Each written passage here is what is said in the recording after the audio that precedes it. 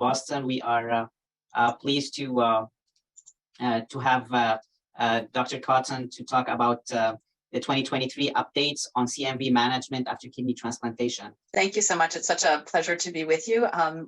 It's really great to be with nephrology. You know, I'm a big fan of nephrology. It's been a joy to round with you all week, as always. I am going to share my screen just a sec while we get this started. There, does that look, that's right? You'll have to swap to the, yeah, that's perfect. It's perfect. Okay, great.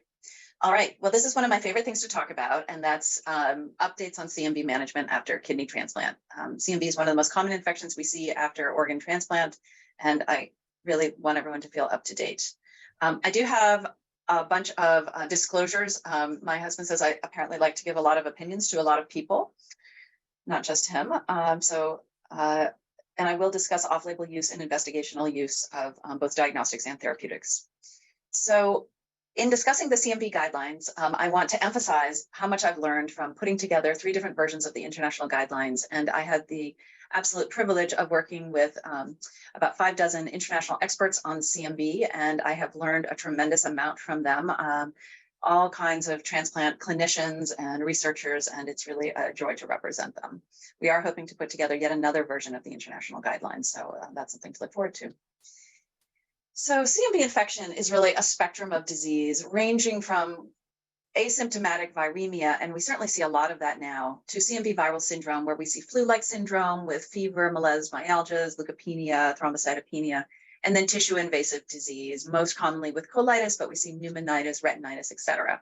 Fortunately, in the modern era, we've really made a shift with recognition of disease so that we're seeing a lot more asymptomatic viremia or viral syndrome. So that's really an improvement. And kudos to everyone listening out there, because I know that many of you are very quickly making the diagnosis of CMV, which means our patients can be treated outpatient, and I think outcomes are overall much, much better. Now, in addition to those direct effects of CMV infection, I think the indirect effects of CMV are really important, and CMV increases the risk of all types of infection, post-transplant lymphoproliferative disorder, cardiovascular events, new onset diabetes after transplantation. It alters immunosenescence, higher rates of acute rejection, and then across almost all studies, higher rates of mortality, not directly from CMV, but indirectly. And then overall, as you can see listed on the right, negative outcomes in each of the types of organ transplants. So something that we should really dread. And in fact, Paul Griffiths, who wrote a beautiful review, he's one of the gurus of the CMV field, but he said that the total amount of morbidity caused by the indirect effects of CMV may exceed that currently attributed to end organ disease. And so it's really the indirect effects that we should have a healthy respect for. And that's where, if you want to have really good programmatic outcomes, think about best methods of prevention and management, and that should really enhance both individual transplant outcomes, but also programmatic outcomes. So what are the risk factors for CMV in solid organ transplant recipients? Well, it's primarily when there's a mismatch, which is when the CMV donor is positive and the recipient is negative, and that's about 1/4 of transplants done in the US.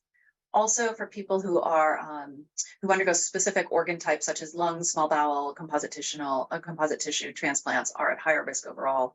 Also, whenever there's a higher risk of a higher net state of immune suppression, lymphocyte depleting agents really increase the risk. And then it's interesting, it looks like belatacept can actually increase the risk of severe CMV, especially in the D+R-.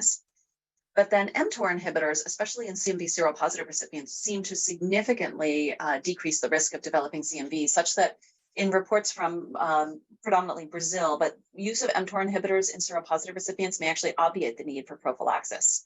So that's actually quite interesting.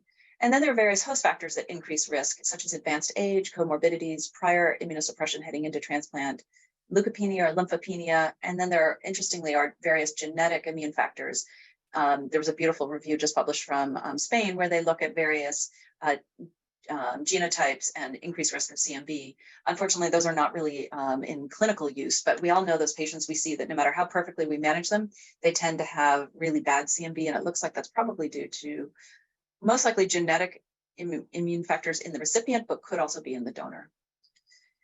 One thing I'd like to say is CMV impacts differently throughout much of the world, and it depends how much of that mismatch population you have.